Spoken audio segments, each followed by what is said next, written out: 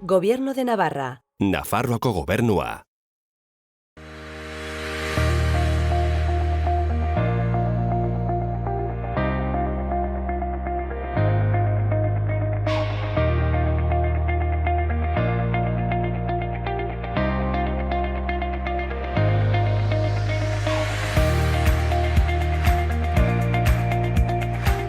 Kaixo eta ongi etorriak gaurko saiora. Gaurkoan, David Ruiz de Galarreta izango dugu hemen gurekin platoan. Bera, CEPAENeko kidea da eta Nafarroako azoka ekologikoaren antolatzailetako bat. Eta ondoren, Xabier Etxeberria gidoilariarekin ere hitz egingo dugu. Buian komikiaren egiletako bat da bera. Orain, has gaitezen saioarekin. Ikusitzagun gaurko komunikabidetako azalak. Diario de Notiziasekin hasiko gara. Titularrak dioenez, haur eta lehen hezkuntzako 250 ikasle baino gehiago eskolara itzuli diren 60.000 ikasletatik isolatuak daude jada. Gainera, Nafarroak egun batean 340 positibo, 18 ingresu eta heriotza bat izan dituela azpimarratzen du. Argazkiaren bidez aldiz, Nafarroako museoak eta MUNek Bakedano pintorearen 300 lan erakutsiko dituztela jakinarazten du. Bestalde, soberakinen dekretua geldiarazteak Sánchezentzat lehenengo errebesa suposatu duela aipatzen du. Gai aldatuz, txirrindulari bat San Martin de Eunsen furgoneta batek harrapatuta hil dela ere jasotzen du Notiziasek. Horretaz gain, etorkizuneko bidesarien eraginpeko kamioien 188 ez direla Nafarrak nabarmentzen du. Eta azkenik, kiroletan, Osasunak 2 aurrelari bilatzen dituela aipatzen du, eta Kaileri seinalatu dutela horretarako. Diario de Navarrara pasako gara. Titularrak Nafarroan egoera larriagotu egiten dela azpimarratzen du, eta puntu altuenera heltzen dela eguneko 340 kutsaturekin. Argazkian, ikasleentzat katedralera bisita online eskaintzen dela jasotzen du. Horretaz gain, gobernuak ERTEek langabezia denbora kontsumitzea proposatu duela jakinarazten du egunkari honek. Baita Uxueko txirrindulari bat hil dela ere, San Martin de Eunseko auto-istripu batean. Bukatzeko, futbolean, alde batetik Osasunaren eta Ogasunaren epaiketaren aurreko erabakiaz mintzatzen da. Eta bestetik, Osasunak Tximi Abilaren ordezko baten etorrera bizkortu egin duela azpimarratzen du. Gararekin jarraituko dugu. Titularrak Nafarroako kasuen gorakadak dozenaka ikasle konfinatu inplikatzen dituela dio. Argazkiaren bidez, Mari Carmenek erresistentziari eta herritarren elkartasunari esker etxebizitza lortu duela nabarmentzen du. Horretaz gain, Kongresuak udal gerakinei buruzko dekretua hautsi duela jakinarazten du. Eta landaidak emakunde nola eta zenbat aldatuko den ez zekiela ere aipatzen du. Bestalde, atxilotu baten heriotzak Kolonbian haserrea eta indarkeria eragin dituela azpimarratzen du. Gai aldatuz, Euskaraldia ikasgeletan lantzeko material berriari buruz ere aritzen da gaurko gara. Eta González hil ondoren Basque Friendshipek beste politika penitentzial bat eskatu duela jasotzen du azalean.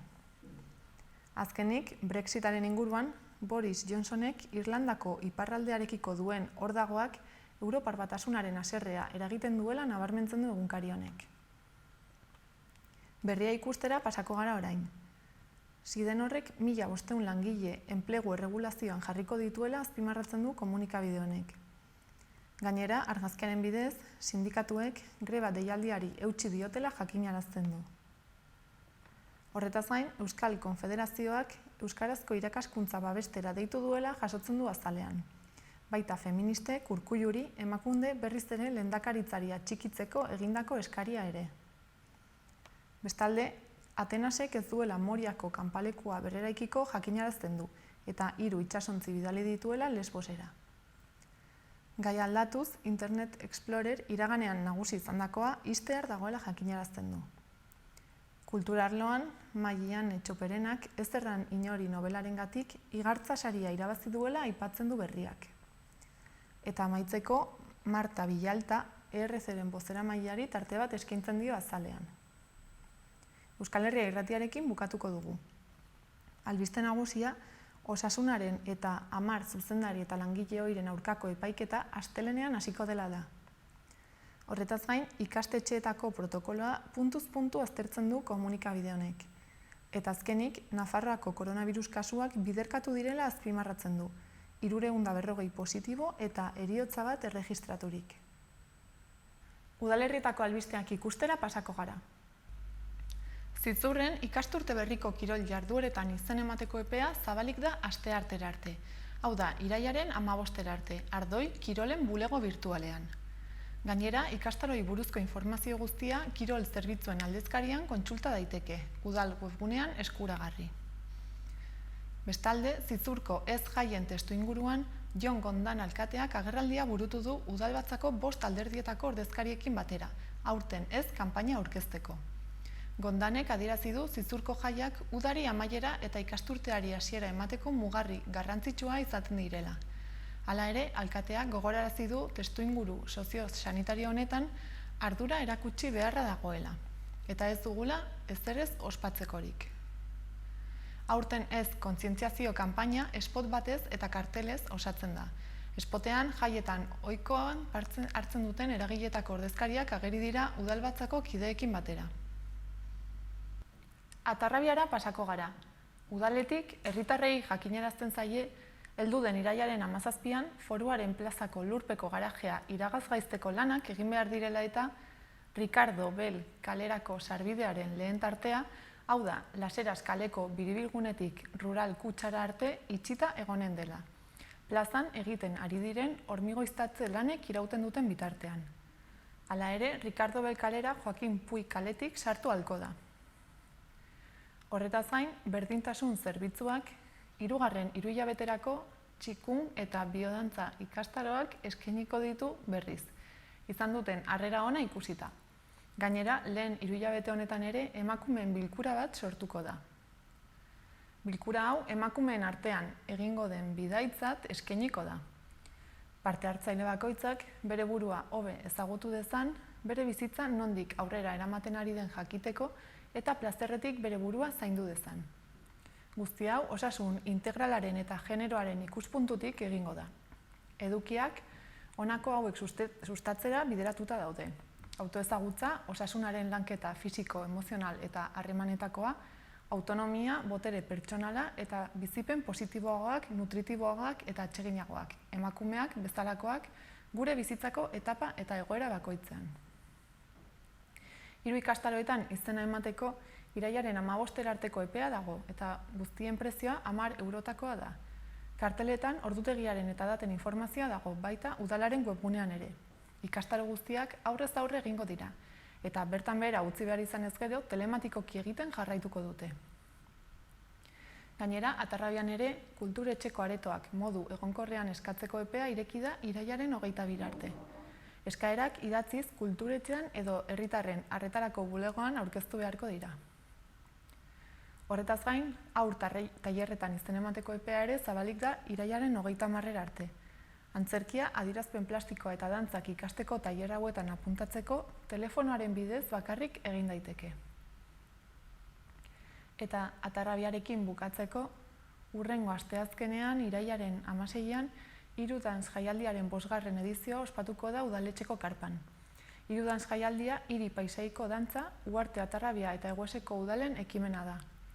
Hiri dantzako jaialdi bat da eta koreografia lehiaketa bat antolatzeko sortu da. Hortaz, jaialdiaren barne, asteazkenean 7etan koreografia lehiaketaren finalerdia ospatuko da. Eta ondoren, 8etan Brodas Bros konpainiaren hipstori ikuskizuna eskainiko dute. Iruñarekin bukatuko dugu. Nieves Rodríguezen La siembra de los números gaztelaniaz eta Xavier Paya Ruizen beste behin batean euskaraz izan dira irabazle aurrendako antzerki testuen 29. lehiaketan. Iruñeko udalak eta Nafarroako antzerki eskolak antolatutako lehiaketak aurten 207 lan jaso ditu, 184 gaztelaniaz eta 13 euskaraz, eta kopuru hori iaz aurkeztu ziren 58 lanen hirukoitza baino gehiagokoa izan da. Bi modalitateentzako saria 2.500 eurokoa da, antzezlanaren ekoizpenaz gain, ura taularatzeari begira. COVID-19ak sortutako egungo egoeraren berezko ziurgabetasuna kontuan harturik, La siembra de los números, Nafarroako antzerki eskolako eguberrietarako programazioan antzeztu ahal izatea aurre ikusten da. eta beste behin batean 2021 baterako ekoiztu daiteke, Iruñeko udalak lagunduta. Horretaz gain, Iruñeko udalak bat egin du isurketarik gabeko mugikortasunaren alde 2020ko Europako mugikortasun astearekin. Eta programa bat abiatuko du honako hauekin. Ibilgailu elektrikoen topaketa bat, mugikortasun jasangarria eragile ekonomiko gisa landuko duen saio bat. Airearen kalitatea ardatz izanen duen beste bat eta zenbait bisita gidatu. Antolatu dira baita ere bisitak Sanduzelai, Txandrea eta bigarren zabalguneko mugikortasun jasangarriko eskuhartze taktikoetara. Ate irekien jardunaldiak biziz bizikletendako aparkalekuen sare berriko 6 zentroetan eta topaketa bat bizikleten prebentzio azterketa doakoa egiteko. Horri gehituko zaio Gaztelu plazan paratzen ohi den udal argibidegunea eta El Gesto txirrindularitza peña gogoratzeko eginen den omenaldia. Entitate horrek 25 urte baitaramatza bizikletaren eguna antolatzen. Eta aurten halako urteurrena eginda ere ezin izanen baitu ospatu osasun egoera dela eta. Lehenengo edizioak Frantziako turrak Iruñetik pasa zen garaiarekin bat egin zuen 1986an. Europako mugikortasun astea beraz irailaren 12tik 24 bitarte ospatuko da eta honen harira Iruñako udalak antolatutako jardueren programazioa webgunean kontsulta daiteke. Eta bukatzeko, Iruñean ere irailaren 18, 19 eta 20ean Nafarroako 5. azoka ekologikoa ospatuko da autobus geltoki zaharrean. 5. edizioa izango da aurtengoa, eta sektoreko topaketarik handiena da. Hitzordu honek, elikagai ekologikoen eskaintza handia jartzen du publikoaren eskura. Eta horretaz gain, Nafarroako nekazal produkzio ekologikoaren kontseiluak babesten dituen erkidego osoko publikoaren ekoizleen eta egileen arteko harremana ahalbidetzen du. Kontsumitzailearen eta operadore ekologikoen arteko topaketa hau aukera paregabea da gure inguruko elikagaiekin bizitza osasuntsu bat izateko beste modu batzuk ezagutu nahi badira. Azokaz gain gainera, bisitariek beste hainbat gauzaz gozatu ahal izango dute. Esaterako produktu ekologikoen merkatuaz, lantegiez, hitzaldiez, dastatzeez, zaharberritze eremuaz eta baita haurren eremuaz ere. Ikusitzagun gaurko eta asteburuko eguraldiaren iragarpenak. Gaur ez dugu aldaketa handirik espero. Giro eguzkitsua izango dugu, naiz eta Kantauri isurialdean goizean behe-hodei batzuk agertu. Haizea aldakor eta ahul ibiliko da goizean, eta arratsaldean ipar ekialdekoa nagusituko da. Temperatura maximoak pare bat gradu igoko dira. Bihar, larunbatean udako giroarekin jarraituko dugu. Zerua oskarbi edo hodei gutxirekin egongo da, baina goizean behe-hodei batzuk ager daitezke ipar partean. Goizean goiz haizeak hego ukitua izango du, baina eguerditik aurrera ipar ekialdekoa nagusituko da. Temperaturak gorantz egingo du eta hainbat lekutan 30 gradu ingurukoak izango dira beroenak. Igandean, beroa izango dugu izpide. Hego ekialdeko haizea ibiliko da eta temperatura 35-36 gradura igoko da hainbat lekutan. Kantauri isurialdeko zenbait tokitan 36 gradutik gora ere igo daiteke. Kostaldean, arratsaldean brisa ibiliko da eta beroa arinduko du zertxobait. Zerua hodei gutxirekin egongo da eta arratsaldean eta gauean erdi-mailako hodei eta goi-hodeiak ugarituko dira. Koronavirusa prebenitzeko gomendioak. Sarri garbitu eskuak urarekin eta saboiarekin.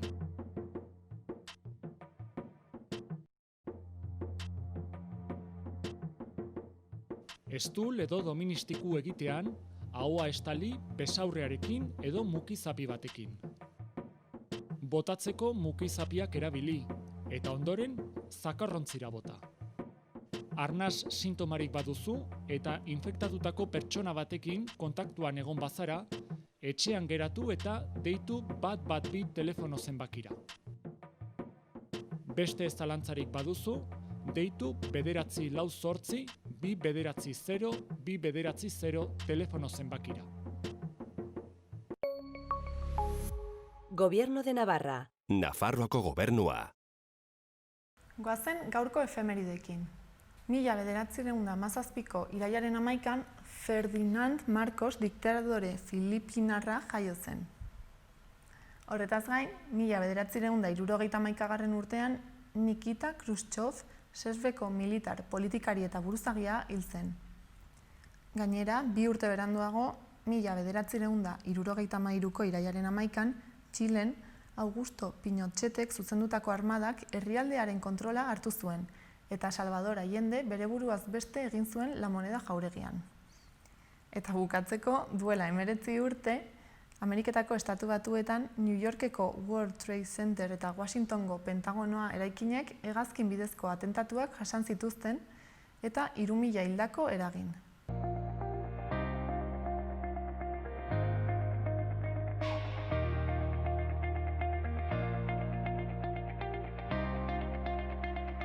Orain, David Ruiz de Galarreta dugu hemen gurekin, bera CEPAENeko kidea da. Kaixo, David? Kaixo, Zer moduz? ongi, dena ongi, bai. Datorren asteburuan Nafarroako 5. feria ekologikoa antolatuko duzue. Hori da, bai. Eta nola doaz momentuz prestakuntzak? Gaur bertan egin dugu prentsa aurrekoa eta ja prestatzen ari gara, ja falta da aste eta piko eta hemendik gutxira, ja, bai. Datorren ostiralean hasiko da. 18an da? Hori da, 18an, irailaren 18an, arratsaldean hasiko da, uste dute arratsaldeko 5etan hasiko da. Eta gero iraungo du asteburu osa, igandera arte, igande eguerdira arte. Eta nola antolatu duzue hau gaur egun dugun egoerarekin? Bueno, zaila da, antolatu behar genuen apirilerako eta ezin izan genuen, bertan bera gelditu zen.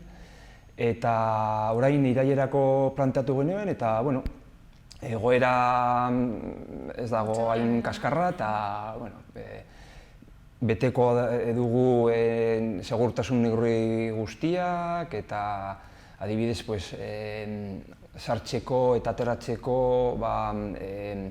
ibilbidea egongo da eta sarreretan ere hidrogelak, gero distantziak, postuen artetik eta hori dena beteko da. Gutxi gora bera, bai. Eta badakizu zenbat postu egongo diren eta zen motatakoak? Azkenean egonen dira, uste dut 35 postu etorriko dira, bai. Eta ze produktu izango dituzte? Denetarik, Nafarroa bezala, Nafarroa oso anitza da, eta Nafarroa osotik etorriko dira ekoizleak, eta denetarik egongo da. Barazkiak, fruituak, estia, haragia, etorriko dira Herriberatik, Lizarra aldetik, Pirineo aldetik, Mendia aldetik, produktu ugari egongo dira. Orduan, ekoizleentzat ere nolabait izango da biltzeko modu bat eta Bai, hori planteatzen da beti, ez? Hau da 5. edizioa eta beti planteatzen da bilgune bezala, ekologiko munduan, ez? Eta referentziazko feria bihurtu da eta egiten da urtero, urtean behin, eta jendea prest dago eta konten eta animarekin. Eta adibidez, iazko edizioarekin konparatuz, badago aldaketa edo berrikuntzaren bat?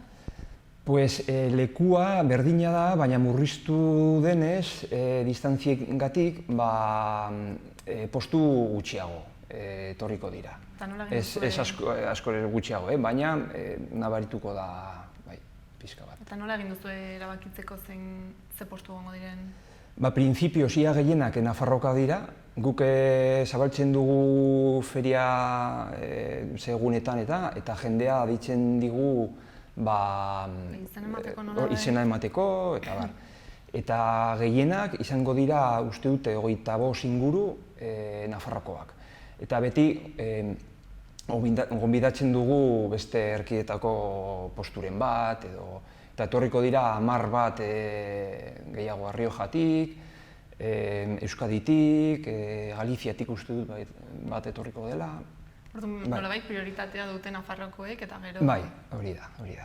Deitzen digunak hori prioritatea dute. Eta gero likuri baldin badago, etortzen dira kanpotik ere. Hori ongi dago ikusteko, zer egiten duten beste erkidegoetan. Elkar ezagutzeko, ez? Elkar ezagutzeko, eta ongi etortzen da, bai.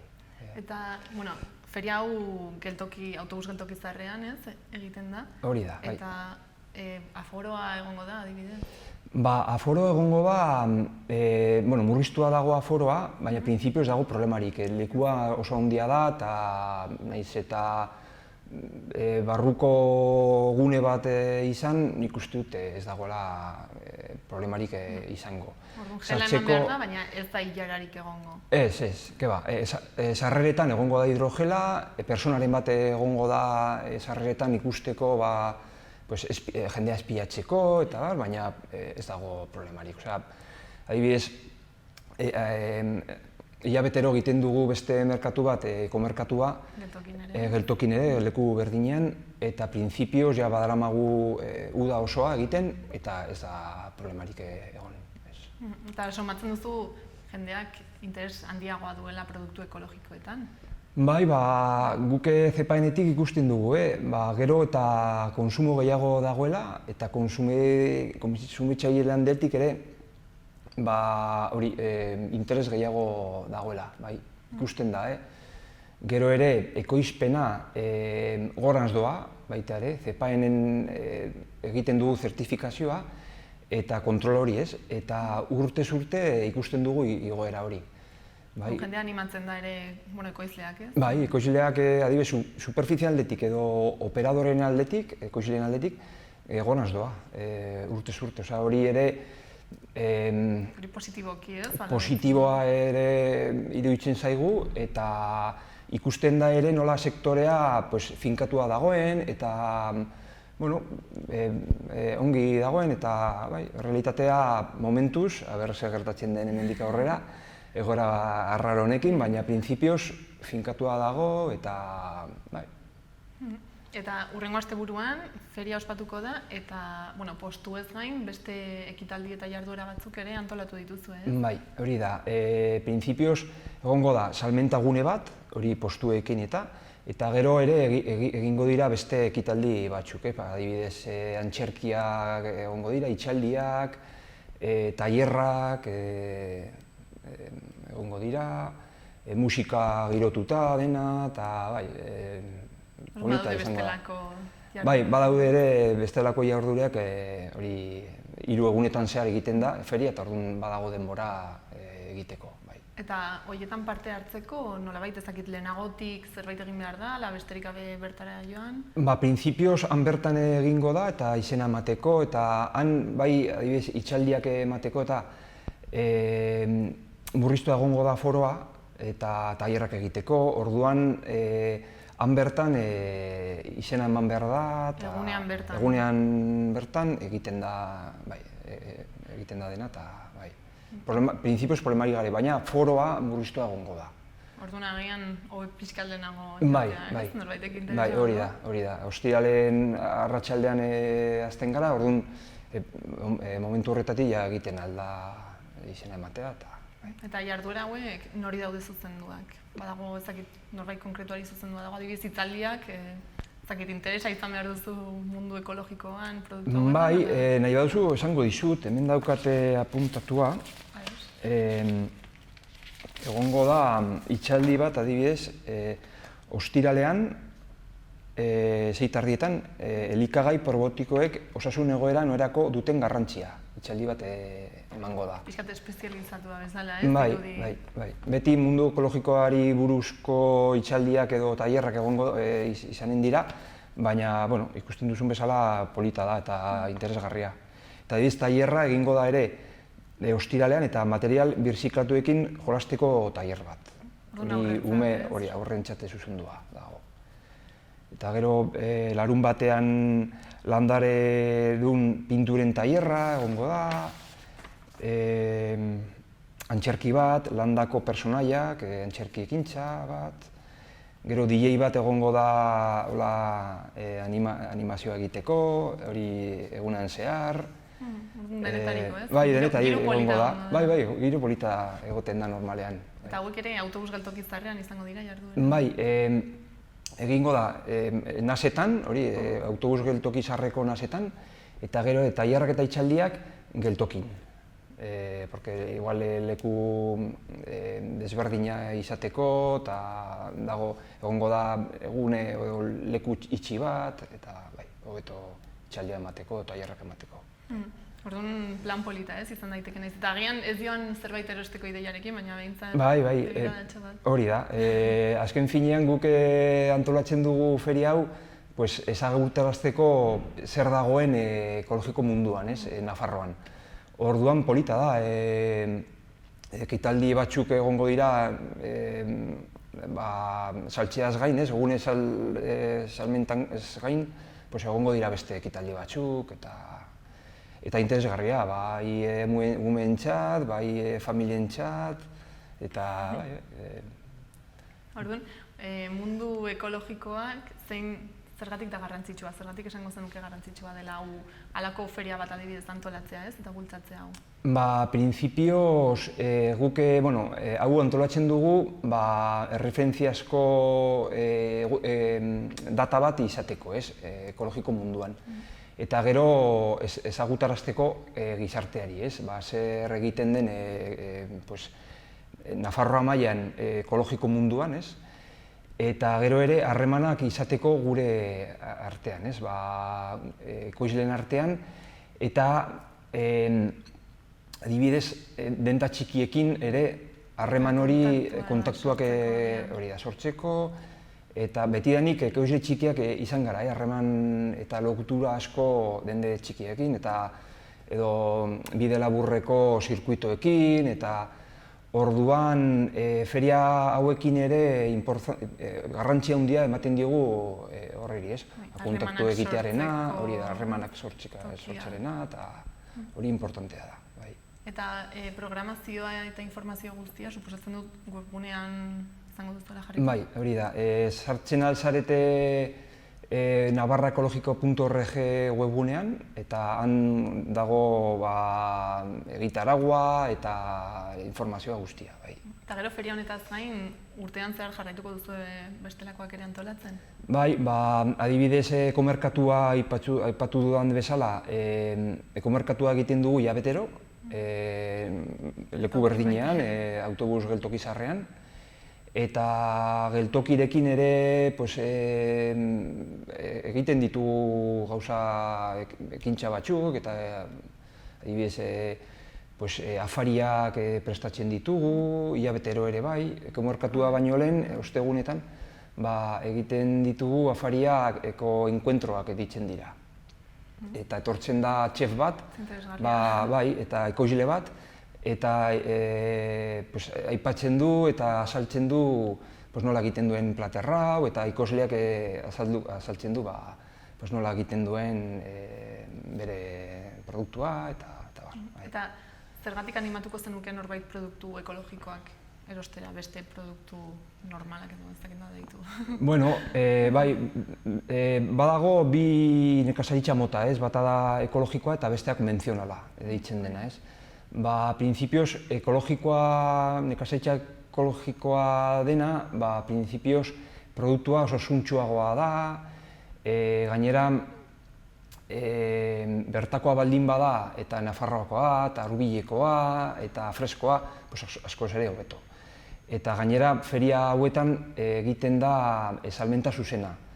Zuk ekoizlearekin egoten zara, berak saltzen aldizu nola ekoiztu duen produktu bat, edo orduan, printzipioz, nik ikusten dut nekazaritza ekologikoa osasuntxoagoa dela, ingurumenan aldetik ere, onuragarriagoa. Bai, hori da, sustengarriagoa da dela, eta hori ikusten da, ez, eta hori importantea da. Baina nik uste dut lotu behar dela bertakoa izan, ekologikoa izan, Hurbilekoa edo bertakoa, sasoikoa eta dena, ez? Bai, hori da. Eta feria honek guztiak hartzen? Hori da importantea, ez? Erakustea ekoizleetatik zuzenean saltzen dela, eta Nafarroko produktua direla, eta hori indartu behar dela, nik uste dut. Ez dakit ja, bukatzeko zerbait gelditu izan zaigun, aipatu gabe?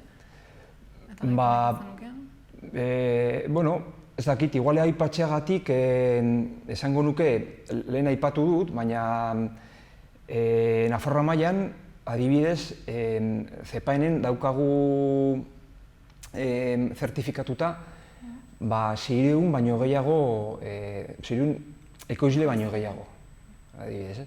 Eta superfizien aldetik 8.000 hektarea badaukagu, eta hori gorantz doa, urtez urte. Orduan, hori ere nabarmentzekoa da eta aipatzekoa, importantea, sektore oso importantea dela, Nafarroan, hasten ari dela, eta hori ere nik uste dute aipatzekoa dela. Mila esker. Bale, zuei. Animatu beharko gara feriatik. Hori da, bai. Mila esker, eta aurrengoan arte. Bale, beste bat arte, agur.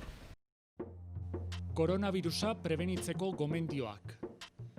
Sarri garbitu eskuak urarekin eta saboiarekin.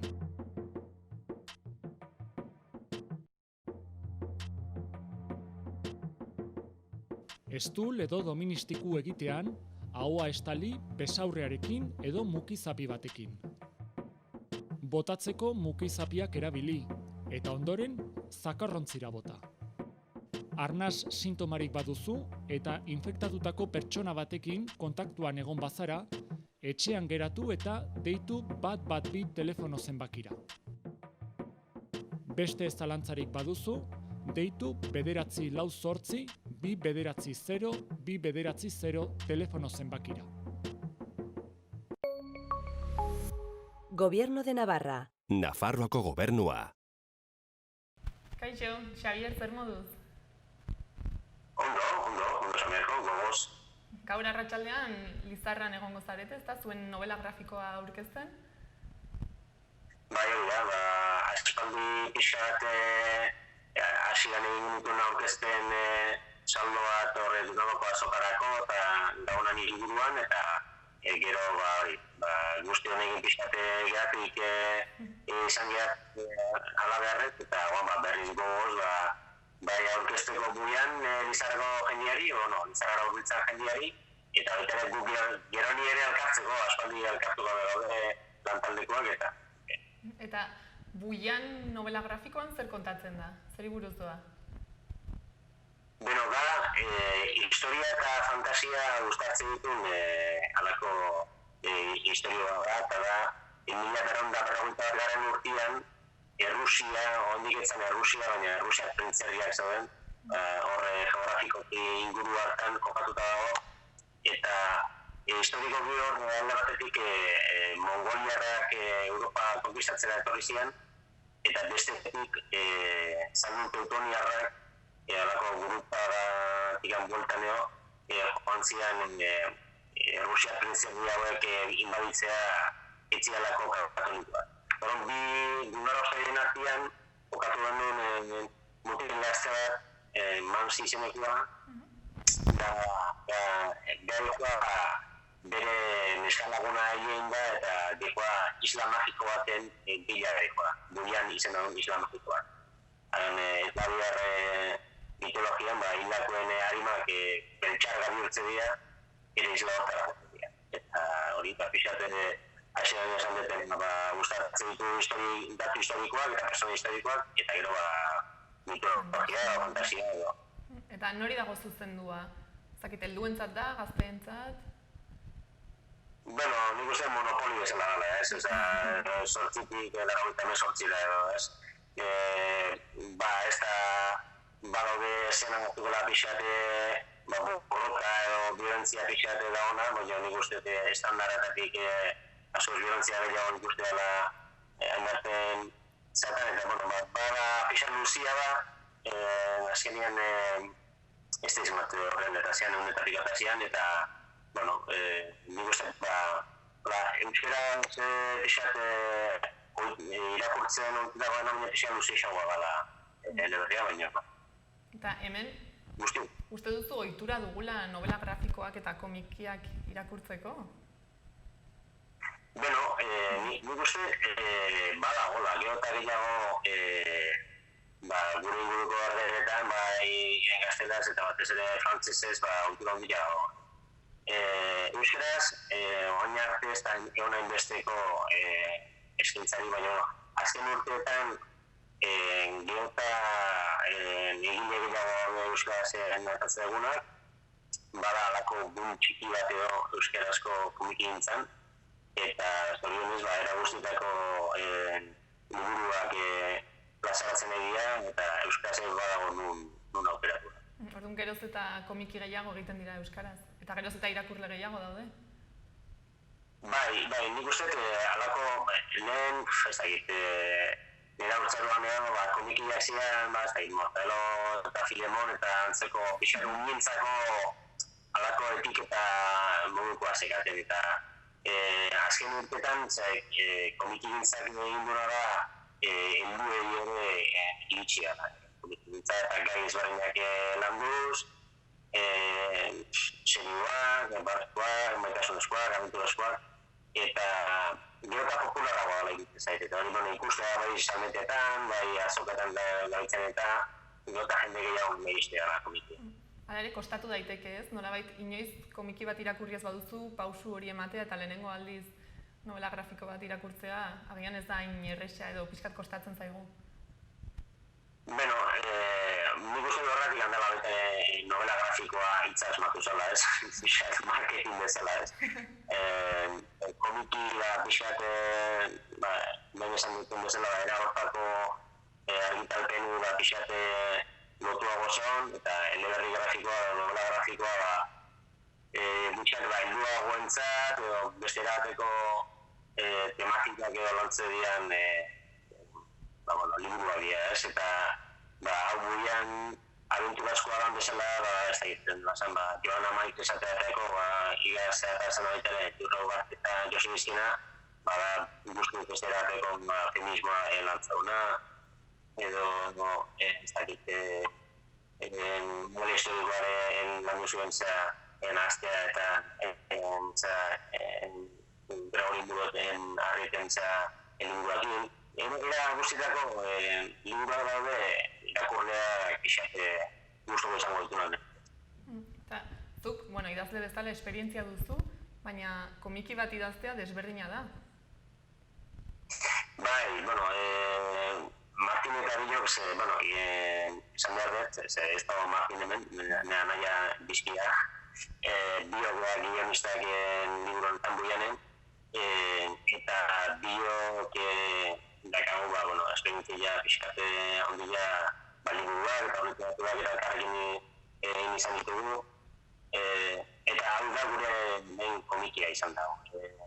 Eta, nahiz eta neurri batean gauza antzekoak ditun novela bat edo literaturako liburuak idazteakin, historio bat asmatu behar duzu, pertsoneak komikia dakara bere, da beste hizkuntza bat. Da historia bera, beste hizkuntza batean kontatu beharko bazen du bezala. Eta, baita ere, Martin Daniok aritu geha azken urteetan bizkate giro egintzan telebista edo filmetako, eta horrekin antza gehiago dauka, giro egintza horrekin antza gehiago dauka komikia. Eta nola izan da komikia sortzeko prozesua? Noiztik hasi zen eta nola jarri zineten ere harremanetan ez, ilustratzailearekin eta... Hau, lehen da biziko maitasun guztiak bezala neko kaotikoa izan du bai. Izan da, sei bat, azkiret urteko kontua. Zagegiriok, Martin Dabilok eta zautzen ginen noski, baina Aritz, Truba, Marrazkilaria, Donostiaga, eta bi elkarrekin egiten ginen lan ikasno elkartian. Zautu gainean, beste lan bat, beste ikut batzuk eta marrazten eta ni idazten ginditzala, eta berari sortu zitzaion gogua egiteko komiki bat, ere ez sekula komiki bat egin, eta Martin Dabilok genuen idea bat, Zambuianen idean hasiera edo, eta nazien pixkanak alkartzen, eta lantzen hasian, beste gabe, ondo pasatzen genulako, gero ja horri gehiago genitunean hasi ginean argitaletxean atea joka, arrakasta pixkatu izan genuen, eta animatu ginen, eta bukatu. Eta zer piztu zizuen interesa Errusian? Zergatik joan zarete Errusiaraino historia sortzeko? Gehiago izan duzan, hau ez da esan, baina, bai, esan dut, baina bere mezua, Buianen mezua da eriotzan gaia da lantza duna. Pixkate, gero abentura, girazak, pixkate hori jazte dute zen beste erabatea, baina eriotzari buruzko gaiak eginean Martin Dabilok lantzen, gure aita garaiatan gaizki zeolako, eta mitologia ezberdinak eta begiratzen, eta eslaviar mitologiako mito hau norkitu genuen, Buian hildako mugarteana. Azken batean ezagun da, el abuelo cisnes en baleta, zana txikoskinata, baitaren mito berdina da, ez da, cisnea, Buian isla horretara jotea. Eta, politika izitzagon ideia da, pixka bat guandik urruti zegoen leku bat zen, exotikoa, eta, animatu ginen, eta gero, ezagit, argitaratzeko garaian, estatu batutan argitaratu ginen, eta editorek esan zigun, hain zuzen ere, berari, lehen da biziko atentzioan dula horrek, izatea Rusian, eta ez ezaguna mitologia batia pixan lantzen dula, eta bestelako mitologia bikingoak edo graziarrak eta pixan ezagunago ditugu, eta hau ezain bestetan, plus bat izan dut. Mitologia hau ere ezagutzeko aukera polita izan daiteke, komikiaren bidez. Hori da, bai. Gure artean ere eslaviar realitatarian etorrian jendia gaur egun hemen Euskal Herrian bizitzen, eta hain kulturara horreteko modu batera da. Eta, paperean, edo formatu tradizionalaz aparte ere, digitalki argitaratu duzu, ez? Bai, hori da, hasiatik genuen asmo hori, eta lantaldea lau izan hasiatik. Martin Dabilok bidoian, Aritz Markian eta Josua berako informatikaria baita ere ikastolan artean gure lankidea zana, bertu digitala lantzen eta paperezko edizioekin batera atean egin nuen, horrela zoitxoa izan genuen eta horrela egin paperezkoa eta gero enata dugu digitala eta hori bada aplikazioa, tukutxilidikena eta da paperezko historio bera, kamarazki berak eta, baina gero azka gauzak egarriak efektu visualak, soinuanak, mapa interaktibo bat, oso lan txukuna egin du Josuk eta, nik uste demate diola alako karamelotxo bat edo baita ere ez, paperezko irakurri dunari, bersio digitalak ere zerbait berria aportatuko dira. Eta momentuz zer nolako harrera izan du lan honek? Oso ona. Bai, esan bezala, argitaratu genuen lehen abizi inglesez kontratu itxi genuen estatu batutako argitaletxe batekin, Inside Comicsekin, eta han argitaratu genuen lehen abizi inglesez, eta gero frantzesez ere da, Arkilios argitaletxean bitartez, eta gero euskaraz Jonek harta genuen serio bat, Turko Comics, eta guk argitaratu genuen, eta biharrengo argitalpenaren gortzen nahi da, eta egia esan, nire honek dana pozak eman dizkigu. Bai jendean horrete aldetik kritika ona jauzitugu, salmentak ondo jondia, dana hon. Orduan etorkizunean beste komiki bat egitea planteatzen zabiltzate? Bai, Martin Dabilok beste gidoi batzuk eta landuta dazkagu, eta bat datorren urtean hartako da beste komiki bat, estatu batutako beste argitaletxe batian Broken nahi izena du, eta markulariak asuntan da Hernaniko mutilo gazte bat, Iñakiaren hasi izena duna, eta, oso bezalako historia da Liverpoolen 90ko hamarkadan ira, trama poliziakoa dago, baita ere elementu fantastikoa dira osatu dugu, baina pixat ezberdina mugien nahi handi, eta gero azkagu beste marrazkidariatzekin lantzen egia beste proiektu batzuk, eta ikusiko dugu Anguleman izatea frantzian komikiaren Durangoko azoka esango joke, baina amarran izan dira gana. Eta ara jugo beha argitaletxeen batien hori kosko eta argazta da. Orduan eleberriak alde batera utziko dituzue eta komikietan zentratuko zarete, ala beste gidoiak ere jarraituko dituzu egiten? Ez, bueno, eske, a ber, euskaraz idazten duan bizitzeko aleginean danetik egin behar duzu, eta hau da beste bat, eta gane gustukoa dugu, eta disfrutatuko dugu, baina gure orain arteko ohiko lana ere baztertu gabe, oraintxe bertan irailean atako dira bi partidariak atzitugun bi liburu atako dira, apirilean atabatu lehen da bizikoak eta bigarrena girailean, baina pila bat atako dira gazte literaturakoak, Baldin Premios izenakoak, lasain da, abenturazkoa edo, eta hori irailean izango da argitaletxeak pasatuta, eta horrekin jarraitzen dugu komikiakin, telebista gauzak eginez, pixkadana. Harapatu jozuan nahi ez, irrien lagunanako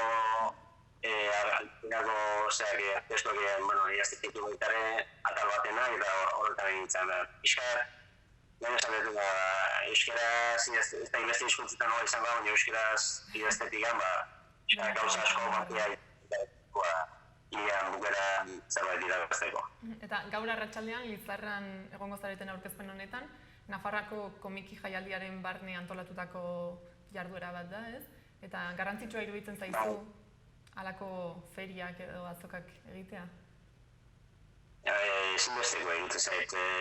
Azken batean gure lana hori, hementxe horrena gaion aldamenean bakarka izatea, eta gero askotan bukatutakoan lana ez dakizu jendeari zenbataren ikusatu zaion, eta naiz eta, sare sozialetan da gaur egunean badauden alako afirmatik egiteko moduak ez, baina zuzeneko beti ez garen izatea, eta hori atara genuen liburua orkestan zuen genitun, Euskal Herrian zidar, eta oso bera honakin, eta ilusion hori egin zigun Nafarroko komiki azokako ditu zigutenean, esaten aukeratu zutela guian erakusketa egiteko hilabete oso egongo da horren Lizarran, kulturalpean, eta hori egun bat jarri genuen gukuteko bertara pixate kantela horrean esateko guke errudunak, honen errudunak,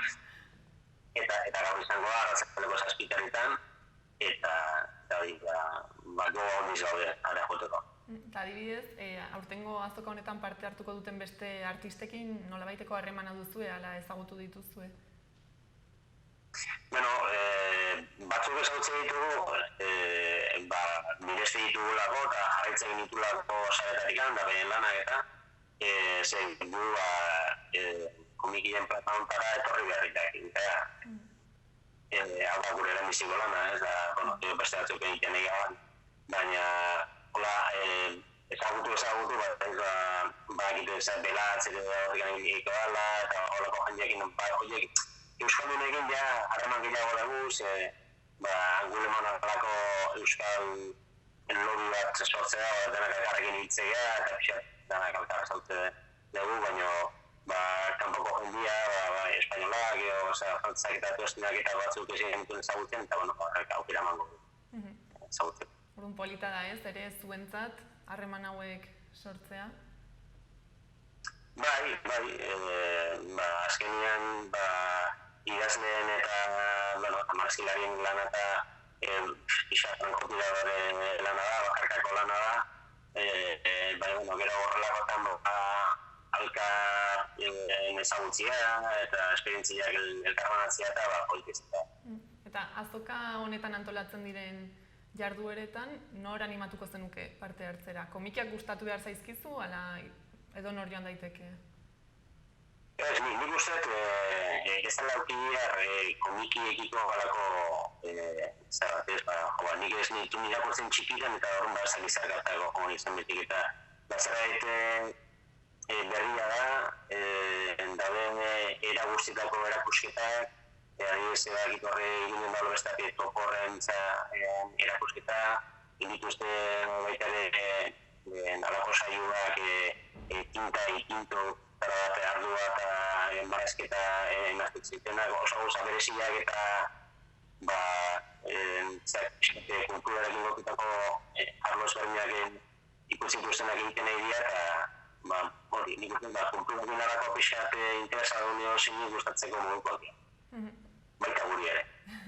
Bueno, orduan, hilabete urriaren laura arte, ospatuko da azoka hau, eta bitartean denbora izango dugu jarduera desberdinetaz gozatzeko. Hori da, ondik gane badago egunak, eta animatu ikusle guztiak, Nafarroko komitea azokontan dauden eskintza parte hartzeko. Ez dakit ja, bukatzeko, zerbait gelditu izan zaigun ipatu gabe edo esan gabe, eta gehitu nahiko zenuken, ala besterik gabe.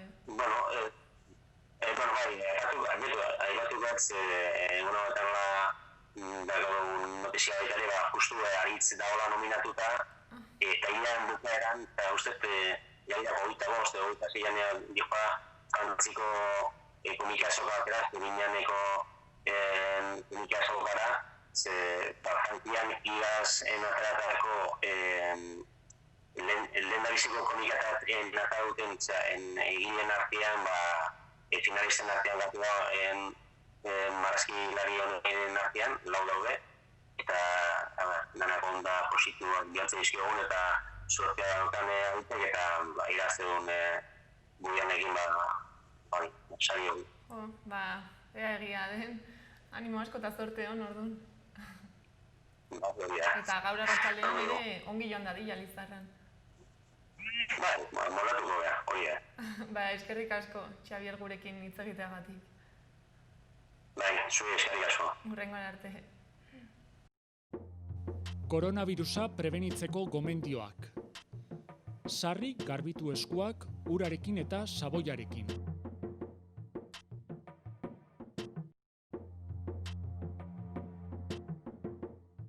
Estul edo doministiku egitean, ahoa estali besaurrearekin edo mukizapi batekin. Botatzeko mukizapiak erabili, eta ondoren zakarrontzira bota.